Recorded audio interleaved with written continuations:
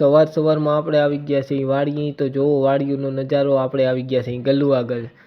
સવારનો નજારો તો જુઓ તમે, ખુલ્લા ખેતર ને અડખે પડખેમાંથી લીલું આબ, વચ્ચે નાનું મારું ગામડું બેઠું છે. ક્યાં આવો છે લાભ?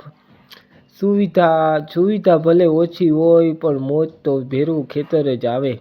તમે મન મૂકીને વરસો કે ઝાપટું આપણને નહીં ફાવે. એમ અમે તો હવેલીના માણસો, માવઠું આપણને નહીં ફાવે.